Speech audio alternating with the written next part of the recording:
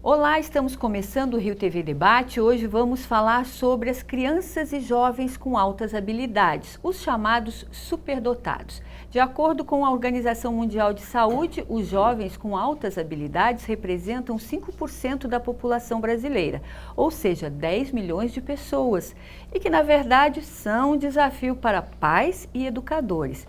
Isso nós vamos falar hoje aqui no nosso Rio TV Debate e recebemos Jaqueline McDowell, professora de História da Arte do Instituto Municipal Helena Antipoff, órgão da Secretaria Municipal de Educação, a psicóloga doutora Cristina Delu, representante do Instituto Rogério Steinberg e a psicóloga Fabiane Pinto, coordenadora de seleção do SMART, Instituto Social para motivar, apoiar e reconhecer talentos.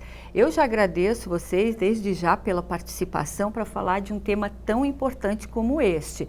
E vou pedir, nesse primeiro momento, para que cada uma fale um pouquinho da sua instituição, o que é, para quem está nos ouvindo em casa, entender melhor a importância desse trabalho e desses institutos todos que fazem essa interligação trabalhando juntos, né?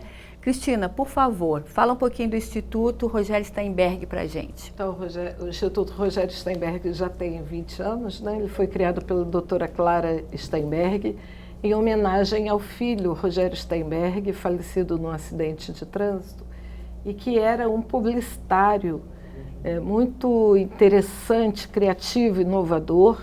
Ele foi responsável por trazer o Zico da Udinese, fazendo uma campanha publicitária junto aos torcedores do Flamengo, né? E ele faleceu subitamente muito jovem, deixando como revelação para a família que ele, embora não tivesse diploma de publicitário, ele ganhou mais de 400 prêmios em propaganda, marketing e publicidade. Um jovem assim muito leve, muito alegre, muito descolado das coisas, o aparente aluno desinteressado na escola, mas uma mente muito rica, né? O Instituto ele atende mais de 300 crianças. Nesses 20 anos de parceria com a Secretaria Municipal de Educação do Rio de Janeiro, já houve vários tipos de modelos de atendimento à comunidade. Atualmente o Instituto está atendendo os estudantes do ensino fundamental em 2 blocos, terceiro, quarto e quinto ano e sétimo, oitavo e nono. Nos 2 blocos tem oficinas de robótica, empreendedorismo, matemática, português, codificação e visa preparar também os estudantes para acesso a níveis mais elevados do ensino. Então, concurso no Colégio Militar, concurso no Colégio Pedro II e preparatório também para o ensino médio, alguns cursos de colégios técnico-militar. O Instituto, desculpa, está funcionando aonde no Rio de Janeiro? Atualmente ele está funcionando na Jardim Botânico. E logo ali no iniciozinho, né? E atende também os alunos do ensino médio, vinculados às escolas estaduais, visando o ingresso na universidade. E isso é muito importante porque, sendo população de baixa renda e população de vulnerabilidade social, são pessoas que podem trazer para as suas famílias uma mudança social muito significativa. O resultado mais recente do Instituto, muito positivo, é a internacionalização de alguns alunos que, em outras circunstâncias, nunca imaginariam que poderiam fazer algum curso superior fora do Brasil. E hoje estão tendo a oportunidade, alguns inclusive podendo ir à pós-graduação fora do Brasil. Olha que interessante. Isso. Fabiane, e o Instituto SMART também dentro dessa grande parceria, também como é que funciona? Sim, bom, o SMART também tem 20 anos, temos o acordo de cooperação com a Secretaria Municipal, né? Então nosso trabalho só é possível dado a esse convênio, né, essa parceria com a Secretaria Municipal de Educação, o Instituto Helena Antipoff. Temos hoje 3.000 alunos em atendimento e a gente faz esse atendimento do ensino fundamental até o final do ensino superior. Então os jovens ingressam no 7º ou no 9º ano, fazem um processo de seleção Em seguida, eles têm aulas em escolas particulares de referência na cidade, né? Então, por exemplo, o Colégio de São Bento, o Colégio PH, o Colégio Pense, Eleva. E a equipe do Smart trabalha todo o desenvolvimento desse potencial que já foi identificado no processo de seleção, né? Para que esse jovem acumule uma bagagem não só do conhecimento acadêmico, mas também de todo esse repertório para que ele ingresse no ensino superior e, ao fim da graduação, ele alcance uma posição de destaque no mercado de trabalho, né? Temos hoje 300 formados aproximadamente. E atendem quantos jovens também? Formados? Isso, hoje 284 também, jovens já formados e 3.000 em atendimento. 11 deles estão já fazendo a faculdade no ensino no exterior, né? Então também assim como o Instituto. E cerca de 700 estão aí no ensino superior. E aonde funciona o Instituto Smart? Nossa sede é no centro do Rio, mas a nossa equipe trabalha nas escolas parceiras, né? Então, nessas escolas que eu mencionei. Além disso, além do trabalho nas escolas, temos um programa online, para que a gente consiga atender ainda mais jovens, né? Então, a gente tem também uma plataforma chamada Smart Online, que os alunos têm um reforço acadêmico e também atividades relacionadas ao desenvolvimento de outros aspectos, não só do acadêmico. Acaba sendo uma extensão, um apoio hoje até com as redes sociais, né? Jaqueline, a Prefeitura, a Educação no Rio de Janeiro também já faz esse trabalho maravilhoso há mais tempo ainda. O que representa a Helena Antipoff aqui no Rio de Janeiro e o trabalho que vocês fazem lá? Então, o Instituto Helena Antipoff, ele é o centro de referência da educação especial da Secretaria Municipal de Educação. Então, nós trabalhamos desde a década de 60, né? E trabalhamos com várias síndromes e várias deficiências, não só das altas habilidades. Então, nós temos 11 equipes que estão dentro das coordenadorias, né? São 11 coordenadorias regionais do município. Então, desde o centro da cidade até Santa Cruz. Essas equipes, então, elas dão apoio às escolas e às salas de recursos. Nós temos 544 salas de recursos. 3 semanas atrás, nós tivemos, inclusive, uma jornada em que estavam todos os professores de AEE, são mais de 4.000 professores, só para as salas de recursos. Então, você vê que é um grande... Mas dentro do Instituto Municipal, a gente, como é o centro de referência, o que nós fazemos lá é estudos que vão levar, então, a campo, né? Então, nós temos lá oficinas de arte, oficinas de robótica, oficinas de teatro, de música, de informática. Temos oficinas também para professores, como transcrição a braille, oficina vivencial, oficina de Libras também, né? E nós damos tanto apoio para o professor do AE, como para alunos, né? Às vezes do entorno, às vezes alunos que a gente fez avaliação e aí querem estar lá conosco também. Então, nós trabalhamos, como falei, várias síndromes, não só de altas habilidades. Sim, acolhem vários tipos de síndromes. Exato. Mesmo. E vocês têm 540 salas de recursos? Isso. Mas nem todas atendem às altas habilidades, né? A gente tem um número de 640 mil alunos, né? A gente sabe dos 5%, mas e temos as formações dos professores de AE de altas habilidades o tempo todo, para as coordenadorias, para os diretores e coordenadores da escola, mas nem todas as escolas atendem de fato às altas habilidades, né? Nós temos algumas especializadas, como é o caso de Laranjeiras. Nós temos uma professora especializada lá só em altas habilidades, que também acaba trabalhando com outros também. Mas dentro do Instituto, né, eu particularmente trabalho no laboratório de STEM, com artes, engenharia, matemática, ciência e tecnologia, para esses alunos de altas habilidades. Então, a gente trabalha desenvolvendo projetos pessoais e fazemos também, aproveitando, pegamos esses projetos, essas pesquisas e apresentamos também em congressos, em seminários e fóruns. É um trabalho muito extenso. Historicamente falando, o Instituto Helena Antipoff é um dos pioneiros no Brasil, junto com Brasília, que deu início ao atendimento de superdotados em salas de recursos no contraturno da escola.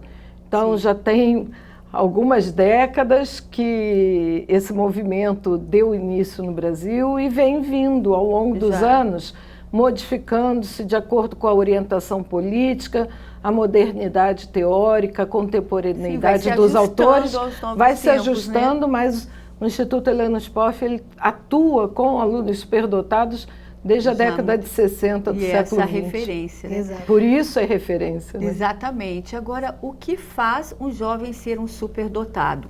Voltamos no próximo bloco, é a nossa primeira pergunta. Não saia daí, voltamos já. Estamos de volta com o Rio TV Debate de hoje, falando sobre o tema superdotados, jovens e crianças com altas habilidades. Cristina, então a pergunta essencial, o que faz um jovem ser reconhecido e diagnosticado como superdotado? Então, a superdotação é um conjunto de características que uma pessoa apresenta no seu comportamento. Pedagogicamente falando, no campo da psicologia, nós temos um autor que é comum a todos os 3 trabalhos, que é o Joseph Renzulli. Ele conceitua crianças e alunos superdotados como aquele que tem habilidade acima da média. Essa habilidade ela pode ser aferida por meio de instrumentos pedagógicos, não necessariamente testes psicológicos de inteligência, mas avaliação pedagógica na escola. Criatividade, que é uma característica que o aluno tem de inovar, de criar, de inventar, de descobrir, está sempre trazendo uma novidade para o dia a dia da escola. E uma característica que é inovadora no conceito de Renzulli, que é o envolvimento com a tarefa. É uma característica de atenção, de concentração, de interesse, de motivação, de comprometimento, que faz com que muitas vezes a criança seja confundida como autista, como surda, como desfocada, como hiperativa, na verdade, como desinteressada, com né? um monte de coisa, mas na verdade essa criança é envolvida com aquilo que ela tem interesse, que necessariamente não é o que a escola quer. A escola quer que copie do quadro, ela não quer copiar do quadro, porque aquilo já está mais do que dominado.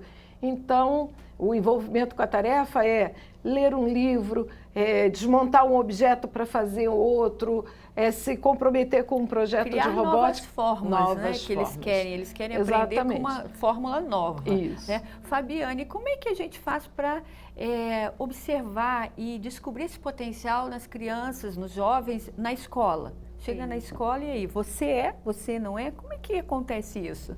Bom, Simone, essa pergunta é excelente, né? Porque o professor, que é quem está ali diante do aluno, né, a maior parte do tempo, é alguém fundamental nesse processo, né, Cristina e Jaqueline? Então, aquele aluno que realmente demonstra essa curiosidade, né, que está sempre fazendo as perguntas, que tem aquele brilho nos olhos, né, que busca algo mais, aquele aluno que ao final da aula pergunta ao professor, né, essa característica do envolvimento com a tarefa é muito importante. E a outra coisa muito importante também é que o aluno ele não precisa ser bom em todas as matérias. Existe esse mito, né? Do superdotado é aquele que é bom Sabe em tudo. E não necessariamente, como a Cristina comentou. Né? Ele vai escolher ali um foco, ou vai, né, ter essa facilidade para algo. Ele pode ser bom em tudo também, mas não necessariamente. Né? Então é muito importante o professor ter esse olhar atento. E em parceria com a Cristina e com o Instituto Helena Spoff, a gente fez até um guia prático para os educadores da rede pública aqui do município do Rio. Alcança aqui para a gente mostrar? Sim. Pode alcançar que eu já mostro aqui. Ao final tem uma lista de indicadores da professora Cristina Delu para ajudar o professor justamente. Eu vou mostrar aqui a capa, não sei para onde que eu mostro, enquanto a gente vai falando. Então vocês criaram esse guia super importante. Entregamos a todas as escolas do município, né, que atendem o nível fundamental 2, ensino fundamental 2, para ajudar esse educador a ter uma ferramenta. Interessante. Porque a gente realmente entende que o professor... E é importante, né? Agora, Jaqueline, como é que funciona lá no Instituto, por exemplo, a questão dos professores, para eles trabalharem com esses jovens com altas habilidades? O professor também, como você falou, ele tem que ser treinado, observar esse potencial, porque não é só apontar. Como é que funciona? Então, o Instituto ele tem 3 instrumentos que o professor pode identificar esse aluno, né? Um desses instrumentos, inclusive, é o da Cristina, a professora Cristina. Esses instrumentos já existem desde a década de 70, inclusive, e aí o professor vai ver nesses instrumentos as características que pode, então, identificar esse aluno. E, assim, todas as características, tanto que a professora Cristina, a professora Fabiane falaram, é exatamente assim que a gente vê o aluno. Quer dizer, o aluno que desafia, às vezes, o professor, que fala, não vou copiar, já aprendi, não quero fazer mais isso, quero coisas novas, né? Pega um livro e, às vezes, deixa a matéria de lado e devora aquele livro. Essas são as altas habilidades. Então, nós, professores, eu trabalho na rede há mais de 24 anos, nós identificamos nas escolas, a gente sabe quem é o aluno que tem uma potência, que tem uma criatividade, né? Tem um potencial maior, e a gente sabe identificar isso. E aí, esses instrumentos, tanto da Cristina como dos nossos outros, a gente vai mostrando essas características para que o professor tenha certeza de fato que esse aluno é um altas habilidades, né? E assim, quais as atividades que a gente vai fazer para esse aluno? Existe o planejamento de sala de aula, existe todo um planejamento dentro da secretaria, né, do MEC, que é envolvido com isso, Sim. em que esses alunos acabam muito rápido essas atividades. E então, aí ficam sem ter o que fazer. E aí você tem que fazer, às vezes, até perturbando, né? Então, o que o professor precisa sempre é fazer uma suplementação para esse trabalho, dessas atividades. O que é um suplementar? É dar ao aluno a oportunidade dele, as coisas que ele interessa, né? Que ele possa se interessar e dar mais a ele. Por exemplo, se é uma aula de ciências e ele está dando tem um planejamento para aquela aula e o aluno quer saber mais, então o professor pode dar a ele muito mais do que só aquela questão que vai cair numa prova, né? Então, esse aluno altas habilidades, ele é exatamente esse aluno que quer buscar mais, quer aprender mais e aprende muito rápido, muito fácil, né? E o professor tem, além desses instrumentos, as atividades. Nós temos 4 cadernos do MEC, que foram desenvolvidos pela professora Denise Flat, pela professora Angela Virgolino, que tem ali atividades para os professores, também como identificar esses alunos. São 4 cadernos excelentes, né? Que vão dar esse suporte a esse professor dentro de sala de aula. Exatamente. Nós damos muita ênfase na identificação, porque existem políticas públicas para alunos superdotados, e se eles não forem identificados, eles não chegam. Os alunos de escola pública, eles são de baixa renda. Então, como é que ele vai chegar a essas políticas públicas? Isso tem que ser provocado pelo professor na escola, ele tem que identificar o aluno e fazer o direcionamento para o atendimento, porque o atendimento é que é o esteio ali da política pública, onde a política acontece. Que já existe. Exatamente. Agora, uma pergunta, assim, uma curiosidade minha. Nesse momento, hoje, onde existem tantas transformações rápidas, tecnologia, informação, fica mais difícil de identificar esse aluno ou não? Porque já existe esse potencial e essa meta ali. Não interfere, né? Não fica, porque uma das características que é comum a todas as instituições é a questão da precocidade. Então, os alunos, na maior parte das vezes, eles fazem antes. Então, eles já têm ideias. A gente está vendo algo que está sendo inventado lá no Japão ou na China. Tem menino aqui já percebendo que há necessidade de criar alguma coisa que faça aquela função. O que falta para a gente, muitas vezes, professor, são as condições para operacionalizar. Como é que a gente faz? Por exemplo, a Jaqueline tem uma oficina de STEM, de STEAM.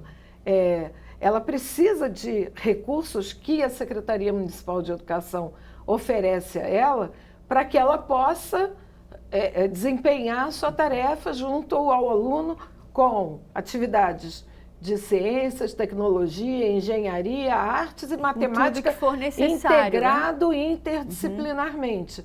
Mas tem professora que ainda não sabe o que é isso. E aí, a gente precisa estar formando para que ela possa, porque o aluno está fazendo isso no quintal da sua casa. Sim. Às vezes o liquidificador da mãe vai embora porque ele pega uma chave de parafuso, desmonta e já criou outra coisa. Quem é que vai montar o liquidificador de novo?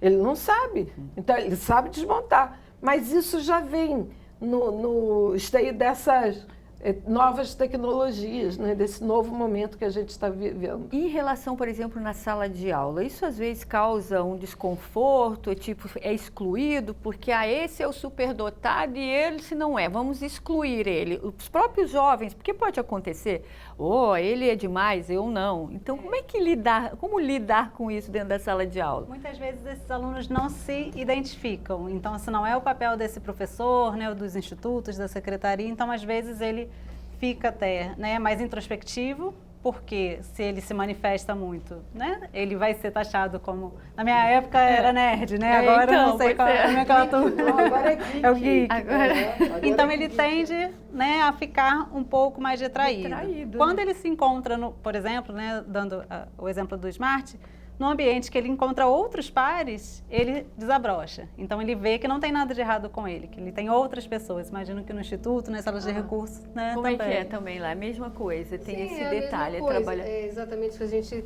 quando mostra, o professor faz esses instrumentos e a gente identifica que ele tem altas habilidades, a gente até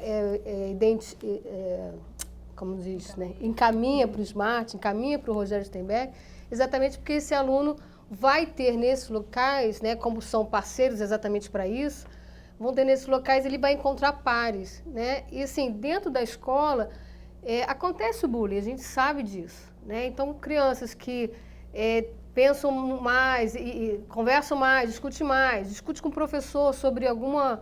Não é assim, imagina, falar pro professor, não é assim, o professor, se não tiver uma humildade pedagógica, ele fala assim, como não? Aí cria-se até um problema, né? A gente tem a questão do transtorno opositivo, né? Então, o professor acaba não identificando esse aluno com altas habilidades, e sim como um aluno que tem mau comportamento. Se tivesse querendo testar a autoridade dele ou tirar exatamente, até o conhecimento dele. Não é isso. Hoje uma aluna professora Vou estava... pedir então para a gente ir para o intervalo e a gente volta falando sobre esse exemplo. Vamos para mais um intervalo e já voltamos com o Rio TV Debate falando sobre superdotados. Não saia daí. Estamos de volta com o nosso terceiro e último bloco do Rio TV Debate com o tema superdotados, crianças e jovens com altas habilidades. Cristina, você queria complementar a fala anterior sobre um exemplo. Então, hoje de manhã, uma professora estava comentando que no colégio dela, que é um colégio que para dar aulas lá só entra se fizer concurso, e normalmente só entra o primeiro lugar, não tem a segunda vaga, então sempre muito disputada a entrada, então as pessoas têm que ser criativas, inventivas, altas habilidades, mas ninguém sabe, ninguém se reconhece, ninguém tem o autoconhecimento sobre as suas altas habilidades. E aí um aluno foi avaliado como um mau comportamento, um aluno que não era cuidadoso com os estudos, que não estudava muito, mas tirava 10, muito mas dinâmico. Que aquilo não era um bom exemplo. Como assim isso é superdotado? Eu sei, gente, os professores são superdotados e não se reconhecem. Então, eles não sabem dizer o quanto que ficou no meio do caminho dos conteúdos escolares e que poderiam também estar contribuindo com aquele aluno que está temporariamente com alguma dificuldade de ajustamento e adaptação, para dizer assim, olha, cara, eu também passei por uma situação dessas, na minha adolescência também foi difícil, eu também tinha meus momentos de crise, mas a gente vai resolver isso, o que importa é manter a motivação e o interesse e a capacidade inventiva em ação. Né? Inclusive, eles realizam esse jornal, né, lá Cristina? no Instituto Rogério Steinberg, eles têm a supervisão de uma jornalista que ajuda eles a fazer esse jornal. Então, os textos são produzidos por eles, os desenhos são produzidos, toda a arte final, eles dão palpites. E eles acabam já elaborando tem 20 tudo. anos esse jornal. Fabiane, fala um pouquinho então do trabalho no Smart lá e essa parceria de todas as instituições. Aí, quando você se encontra, como é que é? A Jaqueline falou, chama vocês, faz essa parceria, identifica, encaminha. Como é que é para a gente entender essa parceria entre vocês? No Smart nós fazemos um processo seletivo anual Então, os educadores da rede pública, em conjunto, né, com o Instituto Helena Antipoff, indicam alunos ao processo seletivo. Então, eles... Tem um número máximo, mínimo? Não tem um número Não mínimo. tem. Recebemos 5 mil inscrições do Rio de Janeiro. O Smart atua também em outros estados, então, no total, 22 mil alunos interessados, né? E fazemos uma série de avaliações da inteligência, mas também dos outros componentes que a gente entende que faz parte desse perfil, né? Essa motivação, esse envolvimento com a tarefa, essa persistência. Então, a gente faz todo esse processo. A habilidade escolar, né? Ele precisa dar conta também, né, dessa questão acadêmica, porque no nosso caso, também no Rogério Steinberg, é um programa direcionado para as altas habilidades acadêmicas. Isso. Quanto tempo eles permanecem lá?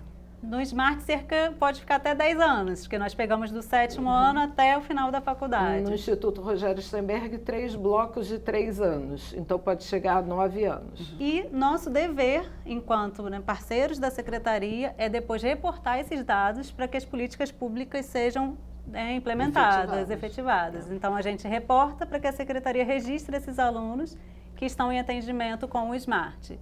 Né, ou às vezes o aluno ele não passou no processo seletivo, mas foi identificado alto potencial acadêmico. Então a Secretaria pode dar conta do atendimento ou com outros parceiros ou nas salas de recursos. Sim. Jaqueline, e o que falta ou já tem, né? Já tem e falta mais alguma coisa de políticas públicas nesse sentido?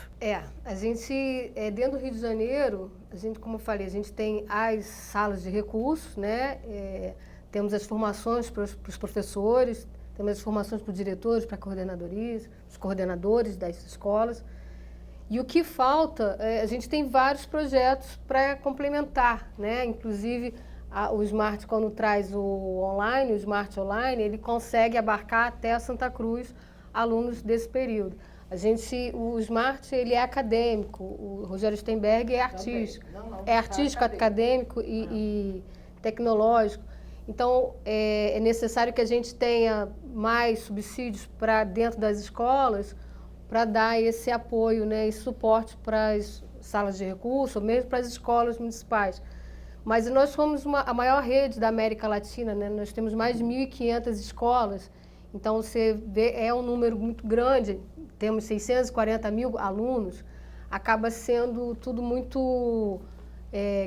como se diz, né? Grandioso, acaba também despendendo. E o que a gente consegue fazer, né, é exatamente dar formação para esses professores, para que eles possam indicar e aproveitar então essas parcerias.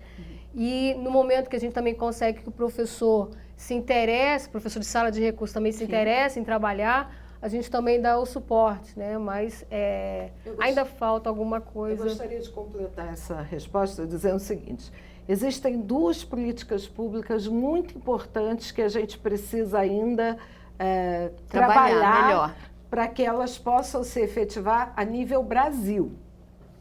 Uma é a de passagem gratuita para o retorno da criança no contraturno. Porque como a criança superdotada não tem deficiência, ela até pode ter, mas a maioria não tem. Ela não tendo a gratuidade, ela tem uma dificuldade para retornar à escola no contraturno. Ela não tem a gratuidade que o aluno com deficiência tem. Isso é, a nível Brasil, muito importante de ser visto. A segunda, o Conselho Nacional de Educação, ele precisa se pronunciar sobre a aceleração de estudos, porque a LDB permite a aceleração de estudos no artigo 59. Os alunos superdotados, eles podem terminar qualquer curso, ensino fundamental, médio, em menor tempo, superior também, pós-graduação também, educação infantil também, só que isso não se efetiva porque cada um faz uma leitura subjetiva. Está na LDB. Se o município e o Estado não se pronunciaram, os gestores não sabem como fazer. E aí, muitas vezes, a família procura o Ministério Público e fica uma situação delicada. Sim, aí não tem um consenso e acaba entrando nesse atrito que poderia ser solucionado de uma outra forma. Um aluno fez o vestibular antes de completar o ensino médio, ele foi aprovado, entrou no Ministério Público, o Ministério autorizou a matrícula do aluno antes de completar o ensino médio. Isso está na LDB. Por que precisa ir ao Ministério Público? Porque a gente vai criando nos editais barreiras atitudinais. E essas barreiras impedem que os alunos superdotados tenham acesso aos níveis mais elevados do ensino. Isso tem que ser olhado com maior carinho e com atenção. Com muito carinho. Quando a professora Delu fala isso a nível de Brasil, o Rio de Janeiro ele sai na frente porque ele tem o Instituto Eliana Tchipov. E pode fazer esse caminho. E tem esse centro de referência. Não, a gente não encontra esse centro de referência em outros estados, né? Sim. Então, assim, nós já estamos bem à frente com todo esse trabalho, mesmo tendo um suporte, temos um grande suporte, como eu lhe falei, né? Um número muito grande de alunos. A gente não tem esse grande número em outros estados que são maiores do que o Rio de Janeiro.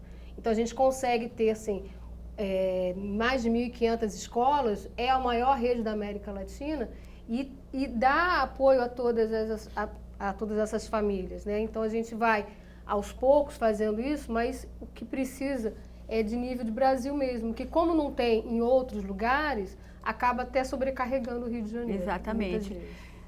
Já vamos encaminhar aqui para o final do nosso programa, infelizmente, mas eu acho importante a gente deixar claro aqui que essa questão desse potencial de altas habilidades não depende de classe social. Ah, não. Não é mesmo? Não. Ele está em todas as classes. Todas as classes. Esse potencial. E aqui no Rio, com as comunidades, né, é muito bonito a gente ver, às vezes vem um aluno da Rocinha com 4 anos de idade lendo em português e em inglês. Olha só, e então, é lindo. E aí você pergunta ao pai e à mãe, como é que ele aprendeu? Não sei, porque eu não sei. Exatamente. E a gente vê isso no Instituto Eliana Tchipov, no Instituto Rogério Steinberg, com muita frequência. No Smart, eles chegam mais velhos um pouco, mas eles contam também essa história da precocidade do aprender. Então, isso olha aí, esse potencial né? faz parte de todas as classes e dentro desse universo tão grande que a gente tem. Isso. Agora eu vou pedir as considerações finais de vocês para a gente encerrar aqui, passando a nossa mensagem com esse tema tão importante. Cristina, por favor. Eu gostaria de agradecer a oportunidade de estar aqui e solicitar maior sensibilidade para as questões de políticas públicas que envolvam os alunos superdotados que não têm deficiência. O Ministério da Educação associou a deficiência à superdotação. E enquanto essa associação estiver assim, a gente não consegue dar visibilidade a um grupo tão grande, 5% da população é muita gente. Podia estar ajudando a melhorar o IDEB, podia estar ajudando a melhorar o resultado do PISA, mas a gente ainda não tem essa visão positiva de como os alunos superdotados podem contribuir socialmente para isso. Precisamos dessa atenção mais específica. Fabiane. Bom, gostaria de agradecer também, né? Uma honra participar desse debate com todos.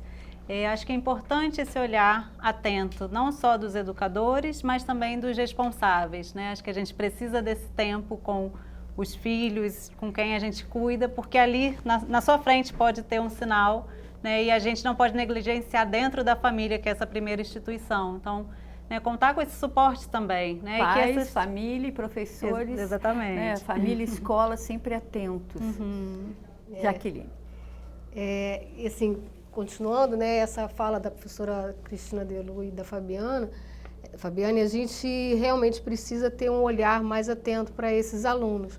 Porque se a gente tivesse um olhar mais atento, a gente talvez tivesse mais gênios, né? Assim, gênios em termos de criatividade, do que apareceria, né? Nós somos um país muito criativo, né? E temos, assim, a gente trabalha em várias instituições e a gente entende que esses alunos precisam sobressair. Não só esses alunos, como todos eles, né? Mas que nesses alunos a gente possa, então, identificar seus talentos, suas genialidades e enfim, de fato, dar a ele oportunidade, né? Ok, só para a gente encerrar aqui a idade, então, desse potencial de altas habilidades que vocês atuam, é dentro de que idade? O Instituto Rogério Steinberg, ele está entre o 3º ano, 9 anos mais ou menos, e o final do ensino médio com 17 anos mais ou menos. A identificação no Smart entre 13 e 15 anos e o atendimento até o final da graduação por volta dos 23, 24 anos. Pelo Instituto, pela Secretaria Municipal do Rio de Janeiro, a gente tem desde a creche, né, e todo o ensino fundamental, que vai até o 9º ano. Então vai 14, 15 anos também. Ok, então, olha, muito obrigada pela presença de vocês e por esses esclarecimentos.